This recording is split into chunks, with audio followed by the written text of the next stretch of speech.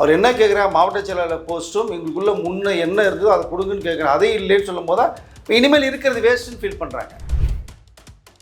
தாவக்கூடிய ஆட்சியை கமிழ்த்தே தீர வேண்டுங்கிற ஒரே ஒரு நோக்கத்தோடு மட்டும்தான் செயல்படுறாங்க. இங்கே தமிழ்நாடு எப்படி இருக்குது, தமிழ்நாடு மக்கள் நம்ம ஓட்டு போட்டு வச்சுங்கன்னா அவங்களுக்கு என்ன வேணும், என்ன செய்யணும், ஆட்சியை கவித்திடுவோம், ஸோ எலெக்ஷனை வர வைப்போம். இங்கேயும் பார்த்து கிட்டத்தட்ட 35 கோடிக்கு மேலே ஒரு எம்எல்ஏக்கு தரப்படதா ஒரு பேரம் பேசப்படுற தகவல் வருது. இது எப்படி நம்ம பார்க்குறது? காபி கடை நேயர்களுக்கு வணக்கம். இன்று நம்மோடு இணைந்திருப்பவர் மூர்த்த பத்திரிகையாளர் திரு வெங்கடேஷ் அவர்கள். வணக்கம் சார். வணக்கம். அரசியலில் டெய்லி பரபரப்புக்கு பஞ்சம் இல்லை. இன்னும் இந்த குதிரை பேரம் எம்எல்ஏக்களை காசு கொடுத்து வாங்குறாங்கிற விஷயம் எலெக்ஷன் முடிஞ்சு 50 நாள் ஆச்சு, ஆட்சி அமைச்சாச்சு, இன்னும் இந்த விஷயம் நடந்துகிட்டு இருக்கு. இவ்வளோ நாள் எதிர்கட்சியினர் சொல்லிக்கிட்டு இருந்தாங்க, இப்போ ஆளுங்கட்சியில் உள்ள எம்எல்ஏக்களை காசு கொடுத்து வாங்க முயற்சி பண்ணுறாங்க அப்படிங்கிற ஒரு விமர்சனமும் அதில் ஒரு கைதும் நடந்திருக்கு. இதை எப்படி பார்க்குறீங்க? விஜய் அவர்கள் முதலமைச்சராக வந்ததை யாருமே ஏற்றுக்கொள்ள முடியலன்னு நமக்கு தோணுது. 50 நாட்களாக சிறப்பான ஒரு ஆட்சியை பண்ணிகிட்டு இருக்காரு. முக்கால்வாசி ஊழலை ஒழிச்சிட்டாருங்கிற விஷயம் நம்ம வருது. கல்வி நிறுவனங்கள் அந்த லஞ்சம், கரப்ஷன், கமிஷனுங்கிறத கிட்டத்தட்ட ஒழிச்சிருக்காங்க. அவரோட ஆதரவு தெரிவித்த கூட்டணிக்குள்ளே வந்தவர்கள் கூட அதுதான் ரொம்ப விஜய் அவர்களுடைய அரசு சிறப்பாக செயல்படுதுன்ற விஷயத்தை தான் அவர்களே சொல்கிறாங்க. அவர்களாம் பெரிய பலந்துன்னு கொட்டப்பட்டவங்க எல்லாருமே, அவ்வளோ அரசியல் அனுபவம் உள்ளவர்கள். பட் அவருடைய பார்வையிலே சிறந்ததாக இருக்குது அப்படின்னு சொல்லும்போது இங்கே எப்படியாவது விஜய் அவர்களுடைய ஆட்சியை கவிழ்க்க வேண்டும், இன்னும் 3 மாதம் தான், இன்னும் 6 மாதம் தான் அப்படிங்கிறது இன்னும் பேசும்போது பார்க்கும்போது தான் அது கொஞ்சம் வருத்தமாக இருக்குது. ஏன் 5 வருஷம் இருந்துட்டு என்ன தான் பண்ணாருன்னு பார்க்கலாம் இல்லையா? மக்கள் உட்கார வச்சுருக்காங்க. இப்போ இவரோட ஆட்சி இறக்க வேண்டும் என்பதற்காகவே நிறைய வேலைகள் பேசப்பட்டு இருக்குன்ற விஷயத்தை பார்க்கும்போது ரொம்ப வருத்தமாக தான் இருக்குது. அதில் பார்த்தோம்னா அதிமுகவிலேருந்து ரிசைன்மெண்ட் வர்றவங்களை விஜய் அவர்கள் தான் தாவக்கா தான் இழுக்குன்னு ஒரு பக்கம் பேசுகிறத அதை ஏற்றுக்கொள்ளவே முடியல. அவர்கள் கட்சிக்குள்ளே உட்பூசல் இருக்க முடியல. அமைச்சர்களாக இருந்தவங்க உங்களுடைய கட்சிக்குள்ளேயே அந்த அந்த என்ன சொல்கிறதுனா பாதுகாப்பு, அப்புறம் அவருடைய அறிவுரைகளை ஏற்றி என்னென்ன பண்ணலாங்கிற அந்த விஷயத்தை கூட நீங்கள் ஃபாலோ பண்ண முடியலன்னா, அவர் என்ன கேட்குறாரு, மாவட்ட செயலாளர் போஸ்ட்டும் எங்களுக்குள்ள முன்ன என்ன இருக்குதோ அதை கொடுங்கன்னு கேட்குறேன். அதே இல்லைன்னு சொல்லும் போது இப்போ இனிமேல் இருக்கிறது வேஸ்ட்டுன்னு ஃபீல் பண்ணுறாங்க. ஓட்டு போட்டு நம்மளை ஜெயிக்க வச்ச மக்களுக்கு 5 வருஷம் என்ன பண்ண முடியும்? ஒன்றுமே பண்ண முடியாத சூழ்நிலைக்கு போகிறாங்க. அப்போ உட்கட்சி பூசல் நிறையா இருக்குது. அதன் மூலமாக அவங்க ஒரு பக்கம் ரிசைன்மெண்ட்டு அவருடைய சொந்த விருப்பு அது யாரும் கேட்க முடியாது. பட் ஆனால் இங்கே இப்போ திடீர்னு பார்த்தா இன்றைக்கி மிகப்பெரிய ஒரு சர்ச்சைக்குள்ளான ஒரு விஷயம் வந்தது. தாவேக்காவுடைய எம்எல்ஏ, அதை ஊத்தங்கிற எம்எல்ஏ இளையராஜா அவர்கள் ஒரு கம்ப்ளைண்ட் கொடுத்தது போக என்னை பேரம் பேசினாங்க, மிரட்டுறாங்க. தாவேக்காவில் நீ அவர்கள்ட்ட சேரலாம் அப்படின்னா அப்படி இப்படின்னு மிரட்டுறாங்கன்ற அந்த ஒரு பயத்தோட ஒரு விஷயத்தை சொல்லும் போது உடனடியாக ஆக்ஷன் எடுக்கப்படுது. அதன் மூலமாக கிட்டத்தட்ட 3 பேரை கைது செய்யப்பட்ட ஒரு விஷயம் நமக்கு வருது. இப்போ அது யார் சொல்லி வந்தான்ற விஷயத்தை அவங்க சொல்லிட்டார். இப்போ அதை அப்போது தாவக்கோடைய ஆட்சியை கமிழ்த்தே தீர வேண்டுங்கிற ஒரே ஒரு நோக்கத்தோடு மட்டும்தான் செயல்படுறாங்க. இங்கே தமிழ்நாடு எப்படி இருக்குது, தமிழ்நாடு மக்கள் நம்ம ஓட்டு போட்டு வச்சுங்கன்னா அவங்களுக்கு என்ன வேணும், என்ன செய்யணும், அது மூலமாக இப்போ இருக்கக்கூடிய தமிழக அரசு செய்யுதா செய்யலையா அப்படிங்கிற அந்த ஒரு பார்வையோட பேசி பண்ணாலும் ரொம்ப சிறப்பாக இருக்கும். அதை தவிர்த்துட்டு எப்படியாவது இறக்கிடுவோம், ஆட்சியை கவித்திடுவோம், ஸோ எலெக்ஷனை வர வைப்போம் அப்படிங்கிற நோக்கத்தை பார்க்கும்போது தான் மிகப்பெரிய அரசியல் அனுபவம் வாய்ந்தவர்கள், பாரம்பரிய ஒரு கட்சி அது. ஸோ அப்படி இருக்கும்போது இதை நான் எப்படி பார்க்குறது, எப்படி சொல்கிறதுனே எனக்கு ஃபர்ஸ்ட் ஆஃப் ஆல் புரியல. ஏன்னா தாவக்காவுடைய 10 எம்எல்ஏக்கள் சொன்னாங்க, கிட்டத்தட்ட பார்த்தா இப்போ 15 எம்எல்ஏக்கள் மேலே இருக்கிறதுக்கான ஒரு பேரம் பேசப்பட்டு இருக்கு. இதுதான் நேற்று கூட பார்த்தா துரை வைகோ அவர்கள் சொன்னாங்க, இவருக்கு குதிரை பண்ணுறாங்க. எங்கள் எம்எல்ஏவே அதாவது அவருடைய சின்னத்தில் நிற்க வச்சாங்க, ஜெயிச்சாங்க, ஓகே, இவருடைய பொதுக்குள்ள மட்டும் முடிவு பண்ணுறாங்க, வர முடியல. அங்கே என்ன நடந்ததுன்னு கேட்குறாரு அவர், குதிரை பேரமா இல்லை யானை பேரமா அப்படின்னு. ஸோ இப்போ இங்கேயும் பார்த்து கிட்டத்தட்ட 35 கோடிக்கு மேலே ஒரு எம்எல்ஏக்கு தரப்படதா ஒரு பேரம் பேசப்படுற தகவல் வருது. இது எப்படி நம்ம பார்க்குறது? இது வெளிப்படையாக வந்துருச்சு. இப்போ தாவேக்க யாரையும் அதிமுக வாங்கன்னு சொல்ல கிடையாது, எங்கள் கட்சிக்கு வாங்கன்னு சொல்ல. ஏன்னா அவர்களுக்கு ஆதரவு இருக்குது, 120 பேர் இருக்காங்க இல்லையா? 118 தான் தேவை. ஸோ 120 பேர் இருக்காங்க. அப்படிங்கும் போது அவங்களுக்கு தேவையில்லைங்கிறாங்க. எங்களுக்கு கூட்டணிக்கு ஆதரவாளர்கள் எங்களுக்கு சிறப்பாக இருக்காங்க, 5 ஆண்டுகள் ஆட்சி நடந்தே திருணுங்கிறது அவங்களுடைய ஆதரவு திட்டத்தினுடையது. அதை 2 சிபிஐ மட்டும்தான் வரல, உங்களுக்கு ஆட்சியிலையும் வரல, அதிகாரத்திலையும் வரல. நாங்கள் வெளியிலேருந்து ஆதரவு தரோன்ட்டாங்க. ஸோ அவங்களுடைய கொள்கை அது. மற்றவர்கள் கூட்டணியில் வந்துட்டாங்க, ஐயுஎம்எல் வந்தாங்க, விசிக வந்தாங்க, அண்ட் காங்கிரஸ் வந்திருக்காங்க.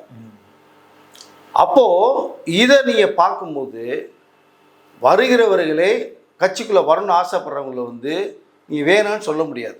பட் அவர்கள் மேலே என்ன விஷயங்கள் இருக்குது, இதுக்கு முன்னாடி அவங்க என்னென்ன பண்ணாங்க, இது விஷயம்லாம் தெரியாதா? எல்லாம் ஃபில்டர் பண்ணுவாங்கல்ல, ஃபில்டர் பண்ணி தானே முடிவு பண்ணுவாங்க அவங்க. இப்போ வருகிறவர்களே அவங்க வந்து வேணான்னு சொல்லலை, வர்றவங்க வாங்க. அவர் அன்னைக்கே அதுதான் சொன்னார், விக்கிரவாண்டியில் அதான் சொன்னாங்க. கூட்டணிக்கு அழைக்கிறாரு, யார் வேணாலும் வாங்க, ஆட்சியிலையும் பங்கு அதிகாரத்துக்கு வந்து சொன்னாங்க. இதே இது வந்து அன்னைக்கு அதிமுக வந்து பாதி பேர் வந்திருந்தாலும் அதை சேர்த்துருப்பார் அன்னைக்கே. இன்னைக்கு அதெல்லாம் இன்னைக்கு வந்து அதாவது சிட்டிங் எம்எல்ஏ 60 பேருக்கே சீட் உள்ள தகவலை வந்து வருது. அது கிடைக்கல. இப்போ இவர்கள் வந்திருந்தாங்கன்னா இந்நேரம் ஆட்சியிலையும் பங்கு அதில் பண்ணிட்டு விசிக மாதிரி வந்திருப்பாங்க. பட் அன்னைக்கு வந்து ஒரு அண்டர் எஸ்டிமேட் போட்டாங்க எல்லா பேருமே, விஜய் அவர்கள் வரமாட்டாங்க, நேற்று தான் கட்சி ஆரம்பிச்சார், நீ எப்படி முதலமைச்சர் வர அப்படிங்கிற ஒரு தவறான ஒரு கணக்கு போடப்பட்டது. அதெல்லாம் தூள் உடைச்சார், மக்கள் மேலே நம்பிக்கை வச்சார், எல்லாத்தையும் விட்டுட்டு வர்றாரு. பட்ட கஷ்டம் அவமானம் கிடையாதுங்க, தனி ஒரு மனிதனாக போராடுறாருங்க. பல பேரெல்லாம் மற்றவங்களும் கூட்டணிக்குள்ளே வந்தாங்க, பல கட்சிகள் கூட்டணி உள்ளே இருந்தது. விஜய் அவர்கள் எந்த கூட்டணியுமே இல்லை, ஆமாம், தனி மனிதனாக போராடினார், எல்லாத்தையும் விட்டுட்டு வந்தார். 225 கோடி ரூபா சம்பளம் வேணான்னு தூக்கி போட்டு வந்தார். சினிமாவில் நடிக்க மாட்டேன்னு முடிவு எடுத்தாருங்க. இது யாராவது பண்ணுவாங்களா? எதிர்காலமே தெரியாது அரசியலில். இப்போ தான் கட்சி ஆரம்பிச்சிருக்கோம். மக்கள் எந்த அளவுக்கு வந்து வாக்கு கொடுப்பாங்க, எத்தனை சீட் கொடுப்பாங்க, எதுவுமே தெரியாது அவருக்கு. ஒரு தைரியமாக வந்தார், ஒரு தில்லு கெத்தாக தூக்கி போட்டு வந்தார். எனக்கு சினிமா கடைசி படம், உங்களை நம்பி நான் வந்துட்டேன். குடும்பத்தை இழுத்து அசிங்கப்படுத்தினாங்க, தனிப்பட்ட முறையில் அவமானப்படுத்தினாங்க, கேவலமாக பேசினாங்க, இவ்வளோ விஷயங்கள் பேசினாங்க. எல்லாம் அது கண்ணீரே சிந்தினார், பார்த்துருப்பீங்க நீங்கள். இப்போ மக்கள் உங்களை நம்பி நான் வந்துட்டேன்ட்டார். மக்கள் நம்பி வச்சாங்க, உட்கார வச்சாங்க. 51 நாள் ஆகுது, சிறப்பான ஒரு ஆட்சியை பண்ணிட்டு இருக்காருங்க. ஊழலுங்கிறதே இப்போ கிட்டத்தட்ட பயப்படுறாங்க வாங்குறதுக்கு. 80% ஊழல் குறைஞ்சிருக்கு. ஸோ லஞ்சம்ங்கிறதே இப்போ இல்லாமல் இருக்குது. சார் எனக்கு என்ன ஒரு கேள்வினா சார், இப்போ வந்து இந்த ஆட்சியை கவிழ்க்க நினைக்கிறது நிறைய பேரோட எக்ஸ் எம்எல்ஏஸ் எக்ஸ் மினிஸ்டரோட ஃபைல்ஸ் எல்லாம் எடுத்து திரும்ப பார்க்குறாங்க, அவங்க பண்ண ஊழல்லாம் கையில் எடுக்கிறாங்க. அதனால தான் ஆட்சியை கவிழ்க்க 2 கட்சிகளும் போட்டி போட்டுக்கிட்டு இருக்குங்கிற மாதிரியான செய்திகள்லாம் வருது சார். இது எப்படி? இல்லை, இதுக்கு முன்னாடி அப்படி தானே சொல்கிறாங்க. ஐஎம்எல் தலைவர் கூட என்ன சொல்கிறாங்க, எடப்பாடி அவர்களே முதலமைச்சராகிறதுக்கு வந்து ஸ்டாலின் அவர்களே என்கிட்ட பேசினாங்க, தகவல் சொன்னாங்க அப்படிங்கிற விஷயத்தை அவர் இப்போ சொல்கிறத நீங்கள் பார்க்க முடியுது. அப்போது அதிமுகவும் திமுகவும் சேர்ந்து கூட்டணியில் அந்த ஆதரவு கொடுத்து அவர்கள் ஆட்சி அமைக்கப்படும் போது இங்கே விஜய் வரக்கூடாதுங்கிற ஒரு நோக்கம் தான். அப்போ வந்தால் நிறைய விஷயங்கள் பேசப்படும். அது என்ன நடந்தது, ஏன்னா அதை தான் நான் சொன்னார், என்ன இருக்குன்னு தெரிஞ்சுக்கவே டைம் எடுக்கும் எனக்கு. இப்போ என்ன பண்ணியிருக்காங்க, நாட்டுக்கு என்ன பண்ணிருக்காங்க, என்ன நடந்திருக்கு, பல டிபார்ட்மெண்ட்டில் என்ன விஷயம் பண்ணியிருக்காங்க. 10 லட்சம் கோடினாங்க. இப்போ வந்ததுக்கு அப்புறம் வெள்ளேரி வீடு பார்த்தீங்கன்னா 13,12,000 கோடி கடனில் இருக்குன்றாங்க. வட்டி மட்டுமே 60,000-70,000 கோடி போயிட்டுருக்கு வருஷத்துக்கு. அப்படி எப்படி பார்ப்பீங்க நீங்கள் அதை? ஓகே. அப்போது இந்த கூட்டணியை சேர்த்து இவர்களை வரவிடாமல் தடுப்பதற்கான ஒரு வேலை நடந்தது. ஓகே. அதை முறியடிக்கப்பட்டுச்சு. ஸோ இப்போ இந்த ஆட்சியை கவுர்க்கிறதுக்கு நிறைய பேரை வந்து பேரம் பேசுகிற ஒரு விஷயம் இப்போ வெளியுலகத்துக்கு வந்தாச்சு. இப்போ இன்னைக்கு வெட்ட வெளிச்சமாகி போச்சு இப்போ. ஸோ இது எப்படி நீங்கள் எப்படி பார்ப்பீங்க, மக்கள் எப்படி பார்ப்பாங்க?